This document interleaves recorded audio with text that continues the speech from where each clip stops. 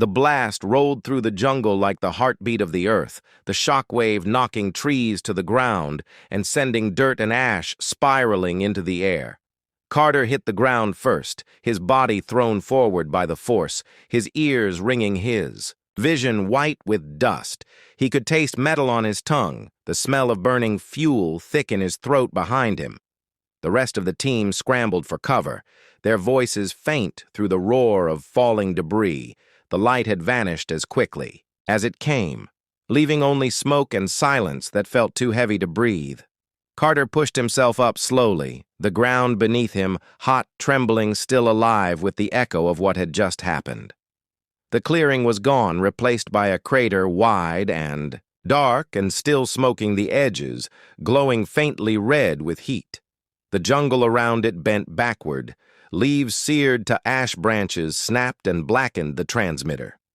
Cross had dropped was gone, the red light extinguished, buried beneath the blast. Wave Carter stared at the destruction heart hammering in his chest. He knew what that kind of detonation meant. Precision burn, evidence removal. Whatever had been in that clearing was erased, completely wiped, as if it had never existed.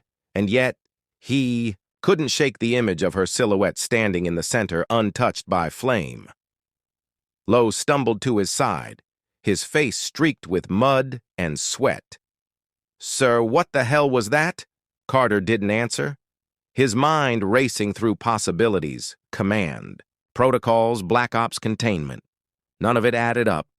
Nothing explained why Cross had been alive or why she had destroyed the only proof of her existence. He looked toward the ridge where the sky had begun to darken, clouds, rolling in fast, unnatural, and low. The air felt charged again. The same static hum from before, crawling across the skin like invisible electricity. Reynolds checked his radio, trying to reach command, but only static answered the same sharp crackle that had filled their comms. Since the strike, Carter turned to the men, gather everything he said. Voice firm, though his pulse was still wild. "We're heading to Extraction Point Delta. We move now before whoever did this comes back." They didn't argue. They trusted him, even when they didn't understand why. And as they started moving through the charred trees, the forest seemed to close in around them, the smell of ozone and smoke growing stronger with every step. The path to the ridge was uneven, twisted with fallen logs and broken roots, but the men pressed forward, driven by something stronger than orders now, by the need to make sense of what they had seen. Halfway up the ridge, Carter stopped motioning for silence. He had heard it faint at first, then clearer a low. Whine from above, familiar, powerful, unmistakable engines, but not close enough for visual. He raised his eyes to the canopy, scanning the gaps in the leaves, and saw it there. A dark shape cutting through the storm clouds, wings wide, engines glowing, like Fire the A-10. The same one, the same burn marks along the fuselage, the same markings along the tail. No escort, no support, just a lone bird flying through the storm. The team froze watching as it banked low over the tree line, circling once then, vanishing into the thick curtain of clouds, as if swallowed by the sky. Reynolds muttered, "She's gone, sir." But his voice carried disbelief, not certainty. Carter didn't respond, his mind replaying the words she had said, "You weren't supposed to." See this containment. He couldn't stop thinking about what it meant. He couldn't stop hearing her voice, calm, resolute, even at the edge of annihilation. He had seen her eyes through the haze, and there had been no fear, only purpose, the kind of purpose that came from knowing something others didn't. Something dangerous. Something she was willing to die to protect. The realization clawed at him with every step down the ridge. By the time they reached the extraction zone, the storm had fully rolled in, rain pounding through the canopy, thunder crashing so close it shook the ground beneath their boots. They found the beacon half buried under wet leaves, its light flickering weak and erratic. Carter set it upright and switched the frequency, hoping the signal would cut through the interference. For minutes, nothing came, then a crackle through the static, followed by a voice command: "Control. This is Ghost Hound actual confirm position over the team, exchanged uncertain glances. Command control. Repeated confirm position over Carter, pressed the transmit key. Ghost Hound actual at grid 279. Extraction Delta, 6 team intact. Repeat intact. Awaiting pickup static again. Then a pause long enough to twist his gut before the voice returned. Ghost Hound actual. Your mission file does not exist. Say again. Your file does not exist. Carter's grip tightened on the radio. What do you mean? Who is this? The line went dead. No response, only the hiss of static. The rain fell harder now. Washing. Mud down the slope. The jungle around them seemed to blur into motion. Trees bending under wind that came from nowhere. Lowe looked at Carter. Eyes wide, sir. What's happening?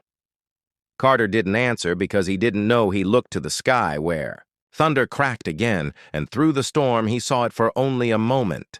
A flash of wings, steel, and smoke. The A-10 again diving through lightning without sound or shadow. The men stood frozen as the engines roared overhead, shaking the air around. The aircraft flew low, impossibly low, cutting through the storm like it belonged there, the thunder following behind it like applause. Carter stepped forward, staring into the sky, rain running down his face, his heart a mix of awe and fear. It couldn't be real, but it was. He could feel it deep inside, like gravity. She was still up there, still fighting something unseen, something bigger than all of them. And as the sound faded into the distance, he knew this wasn't over. Because if she had erased herself from the records, if command denied her existence, then she was working beyond them outside the grid in the dark places where wars were never spoken about. And if she was still flying, it meant something was still coming. The rain did not stop. It came harder, washing away footprints and smoke, until the jungle looked as if nothing had ever happened. The men stood beneath the trees, soaked and silent, waiting for orders that never came. Carter checked his watch again. The extraction. Timer long past due, the radio dead, the beacon dark. They were ghosts now erased from command and from record. The thought sank into him like a stone heavier. With every second he looked at his men, their eyes tired but sharp, still ready but unsure. What they were fighting for anymore. He drew a slow breath and said, "We move east to the river. We find our own way out." They followed without question through mud and rain and wind that cut like wire. The storm above them thundered, but beneath it, another sound began, faint, low, rhythmic, the pulsing echo of engines. Carter stopped. Hand raised, listening, the others froze, heads tilting skyward. The sound grew louder. Closer, the men looked at each other, fear and hope twisting together, because they knew that roar. It was the A-10 again flying low. So low the trees shuddered in its wake. They saw it break through the clouds. Wings wide, lights dead, engines streaked with smoke. The same bird that had saved them and vanished now, back in defiance of reason. The jet banked overhead, cutting a circle above the river. The team ducked under cover, instinctive, even as awe pulled their eyes upward. Carter watched the machine move through the storm, graceful, deadly alive. He could almost see her in, the cockpit helmet glinting under flashes of lightning. Her focus absolute. It was as if the storm itself bent around her path. She dipped lower, flying along the river, tracing their route, guiding them, then climbing sharply, disappearing into clouds. Again, the message was clear. "Follow me," Carter shouted to the men. "Move, she's leading us out." They pushed forward through the downpour, the river growing louder ahead, water churning wild with debris. The A-10's engine roared again somewhere above, them faint but steady, keeping pace as if she refused to leave them. The trees thinned and the water came into view, dark and violent. A small boat half sunken against the bank. Their only chance. Carter motioned for the men to clear it, pushing mud. And vines away, they worked fast, hearts pounding, thunder rolling overhead again. A flash of light lit the sky, followed by a deeper rumble. Not thunder, but explosions far behind them. The ridge where the clearing had been was burning again. Carter turned. back toward the flames, just long enough to see shapes moving through the smoke silhouettes too precise to be shadows. Metallic sharp edges catching lightning drones or machines sweeping low over the treetops. Scanning the jungle, the A-10 dived. From the clouds, engines screaming the sound like rage given form. It fired flares first, then cannon rounds tearing through the sky, lightning and metal and fire colliding as the storm erupted around them. Carter yelled for the men to get to the boat. They leapt aboard, water splashing up cold and dark. Reynolds grabbed the outboard and yanked the cord. The engine sputtered, then came alive, coughing smoke as they pushed off into the current. Above them, the A-10 rolled banking through gunfire. The tracer rounds, slicing through rain and cloud. The machine moved like something possessed one against many wings, flashing bright against the black. The drones exploded one by one, fragments falling into the jungle below, but there were too many. The sky lit with red streaks, chasing her through the clouds. Carter watched helplessly as she turned into the windfire, trailing from one wing, still fighting, still protecting them until a hit struck true. A burst of flame along the fuselage, she kept flying straight, climbing higher and higher into the storm until the clouds swallowed her whole. The men were silent, only the rain and the river filled the space between them. Carter held his gaze, something powerful enough to make the world. Forget her name. The team moved cautiously down the ridge, stepping over burned roots and shattered branches, their boots sinking into soil still hot from the A-10's last run. The air shimmered with heat, and the smell of smoke hung thick enough to sting their throats. Lieutenant Carter led the line, his eyes scanning every shadow as though expecting the jungle to shift and reveal what was hidden. The men followed, silent weapons, ready nerves drawn tight. They had faced ambushes, firefights, even full-scale chaos before. But this silence, this waiting, after the storm felt worse than anything they had known because they were no longer sure who was hunting. Sergeant Lowe signaled for a halt, raising a hand as the team knelt in formation. He pointed toward a tree line where something metallic caught the light through the haze. Carter squinted, seeing the faint reflection of torn aluminum scattered across the mud. The fragments were too small for aircraft debris, yet they glinted like clues, a trail of breadcrumbs leading deeper into the jungle. The air here was heavier, the wind almost gone, and the sound of distant engines still echoed faintly as if trapped between the hills. The men exchanged wary looks, then followed Carter forward one step at a time. The trail led them to a clearing ringed with blackened stumps and the twisted remains of enemy positions. Bullet casings were scattered across the dirt, some still warm to the touch, and footprints crisscrossed the mud, overlapping in chaos. Carter knelt studying them. The enemy had broken fast and scattered into the tree line, moving in panic. But there was something else there. Smaller boots, lighter steps moving with precision. Not retreat. Someone else had been here after the strike. Someone moving on their side, but not part of the team. Carter felt the realization hit slow. Cold and sharp, like a wire tightening around his chest. The pilot had landed. He turned to Lowe, pointing toward the east ridge where the jungle sloped toward. The river. That's where they went, he said. His voice low, steady, the kind that carried command, even when doubt gnawed at the edges.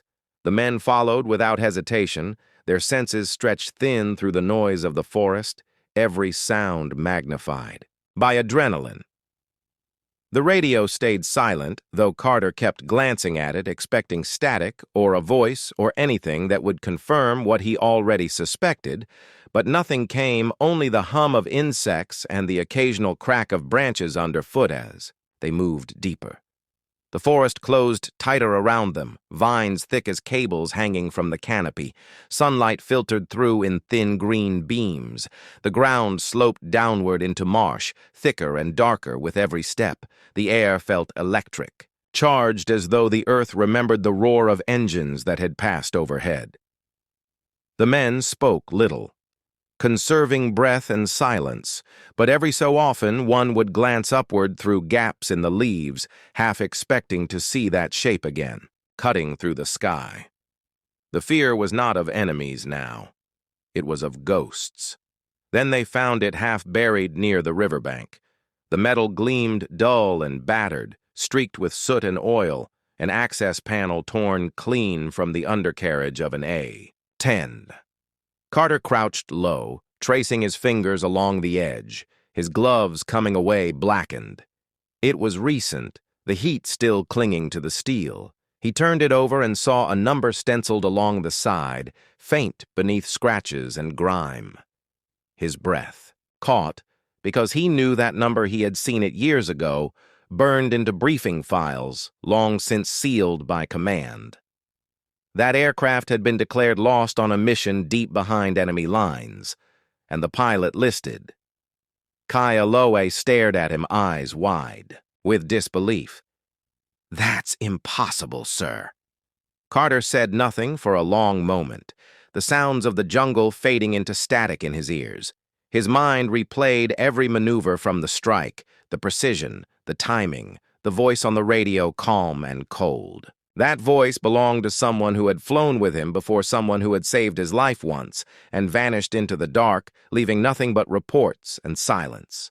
The realization dug into him hard and deep, whoever was flying, that A-10 was supposed to be dead.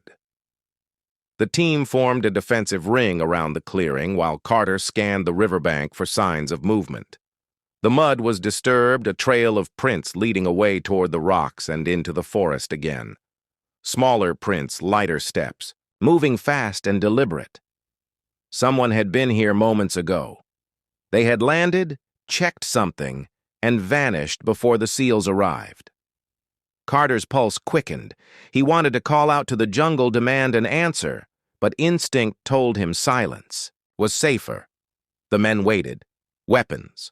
Raised the river, whispering slow beneath the trees. Then the radio crackled. Faint static rolling through like distant thunder. A single voice cut through, low, calm, and unmistakable. "You should not have followed Carter." Froze, every nerve locking tight. The men exchanged glances, weapons sweeping the tree line. The voice came again, clearer, now closer.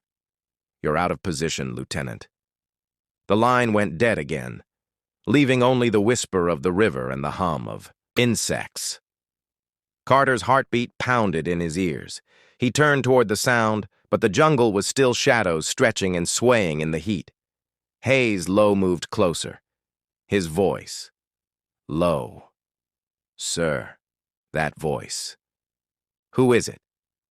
Carter looked toward the horizon through, the canopy light filtering across his face like ghost fire. He wanted to answer, but the truth caught in his throat. The name that haunted his thoughts was too heavy to speak out loud. The pilot he thought was gone had just spoken to him from somewhere, deep in the trees ahead. The jungle seemed to tighten around them, branches creaking, leaves whispering secrets carried by the wind. And in that, Carter led the team deeper into the forest, his instincts sharp and his nerves drawn like wire the air. Around them felt heavier, darker, as if the jungle itself knew what waited beyond the next ridge. Each man moved in silence, the only sound the soft crunch of boots against damp soil and the whisper of leaves brushing against their gear they followed. The faint prints through the undergrowth, careful not to disturb the trail. Every movement calculated, every glance, scanning for signs of ambush. The weight of the silence pressed down on them harder than gunfire, because silence meant the unseen was near. The prints ended at a clearing half hidden by mist. Rising from the wet ground, the sunlight above was broken by clouds and smoke that drifted low and slow across the treetops. The smell of fuel hung sharp and bitter in the air near the far side of the clearing. The remains of a small campsite were visible, a tarp scorched and torn, a fire pit still warm with faint embers. Someone had been here not long ago, and whoever it was had left in a hurry. Carter knelt beside the fire pit, running. His hand through the ashes, his glove came away smeared with grease and the faint metallic scent of jet oil. His jaw tightened because there was no mistaking it. This was no random survivor. This was the pilot.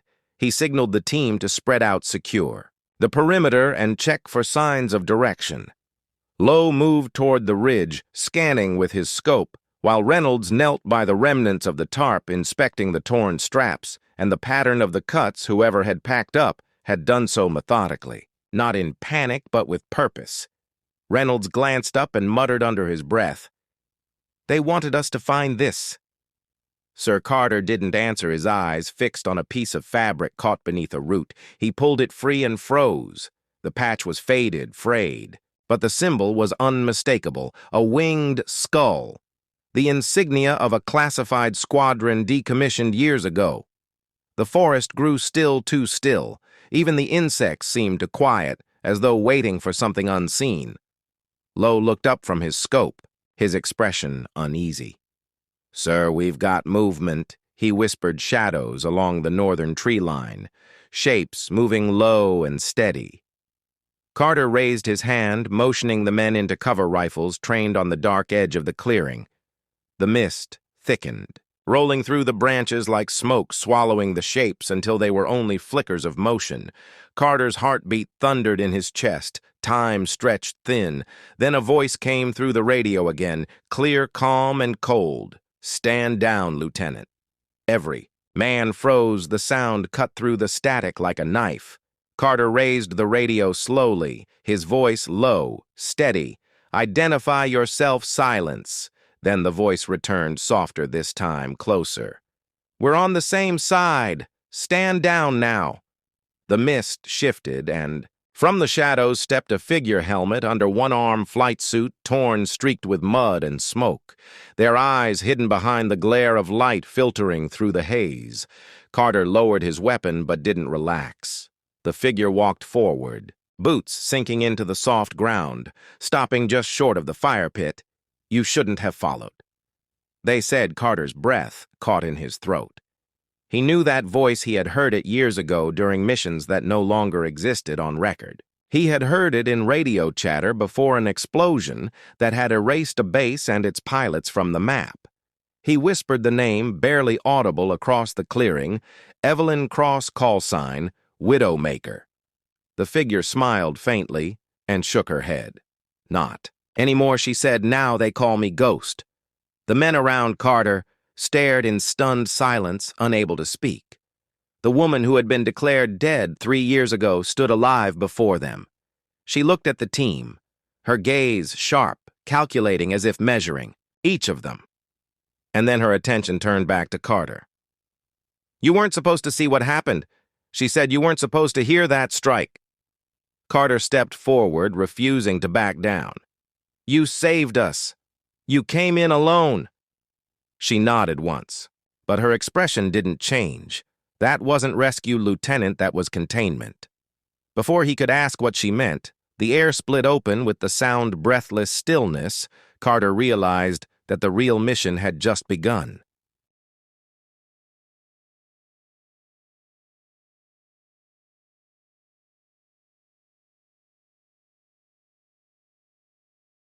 The jungle was silent except for the hum of insects and the faint hiss of radios that crackled with static.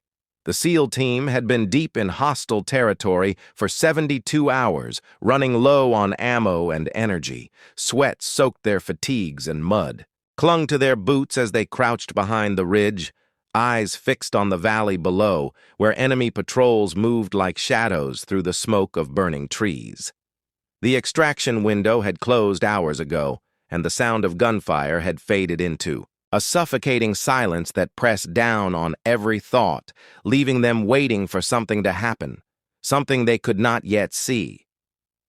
Lieutenant Carter wiped grime from his eyes, scanning the tree line for movement. He could see the shapes of men. Through the fog, the flash of rifles and the glint of metal that meant they were surrounded. The enemy had numbers on their side, and the SEALs had only their discipline and their training. Each man knew the odds were gone, yet not one of them spoke. The word retreat. The radio hissed again, carrying fragments of distorted orders, but the line was dead to command. The jungle closed around them like a fist, and Carter knew if they stayed silent for too long, the enemy would tighten that fist until there was no air left to breathe. They had been pinned for hours now, moving only when shadows allowed, crawling through mud to new positions, hoping to draw fire away from each other. The team had counted 8 enemy patrols closing from all sides, and the ammunition left could barely hold another assault. Sergeant Lowe checked the claymores, his hands steady though his breathing was shallow. The air smelled of oil and smoke and blood and the faint tang of fear that no training could erase. They waited in that stillness, every nerve stretched to breaking every heartbeat, counting down to the sound that would shatter it. Then the sound came faint at first, like thunder trapped behind mountains, a low rumble that grew until the very ground began to vibrate. The men froze, their weapons raised, scanning the tree line for movement. But the sound was not from the jungle. It came from the sky.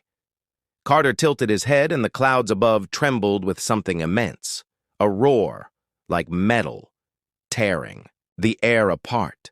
The team exchanged quick looks, none of them daring to speak, the hope rising in their throats because hope in a place like this was dangerous. It could kill faster than bullets if it was false. The roar grew louder, breaking through, the fog rolling over the trees until even the enemy stopped firing for a heartbeat. The jungle itself seemed to pause, the birds silent, the smoke hanging still. Then the first flash cut across the sky low and fast. A streak of steel slicing through. The gray A shape materialized through the haze. An A-10 Thunderbolt wings, wide guns gleaming like the edge of a blade. It was flying alone, no escort, no cover. And for a moment, no one could believe what they were seeing because no pilot was supposed to fly into a kill zone alone. Not like this. Not ever. Carter blinked once the sound of engines pounding against his chest like a second heartbeat. The radio crackled alive for the first time in hours, a single voice breaking through, calm, steady, and cold. The pilot gave no call sign, just coordinates a line of words, clipped and efficient. Then came silence before the sky tore open. The A-10 dropped low, so low the leaves bent under its wake, and the GAU-8 gun screamed fire in long metallic bursts that shook the ground. The enemy patrols scattered bodies diving for cover as the air itself turned to thunder and dust filled the valley. The SEALs watched from behind their ridge eyes, wide the weapon in Carter's hands forgotten. The plane moved, with impossible precision cutting through smoke and trees in tight arcs as if the pilot had memorized the terrain itself. Rounds shredded the enemy line in ribbons of dirt and flame, each pass closer than the last. The team huddled tighter there, ears ringing their chests, rattling with each strike. The radio hissed again, but this time the voice came with quiet intensity. Hold your position. The men obeyed without thought, because there was something in that voice, something that carried authority, and calm beyond rank or protocol. The A-10 screamed past again, tracing lines of fire across the jungle. The enemy tried to regroup their gunfire, desperate, wild, inaccurate. The ground split open with explosions, throwing soil and smoke high into the canopy. The team could only watch, feeling the vibration of power rippling through the earth beneath their knees, as though the jungle itself had come alive. Then, just as sudden as it began, the sky fell silent again. Smoke rose in thick waves through. The trees and the faint echo of engines faded into distance. Carter dared a glance over the ridge through the shifting haze of burning foliage. He could see bodies scattered through the valley, the remnants of weapons and gear torn apart by the force of the strikes. The rest of the enemy had vanished, retreating into the tree line, leaving only silence behind. The SEALs waited, unsure if it was over, unsure if they were saved or marked. The radio hissed again, a single word breaking the quiet. Checkpoints clear.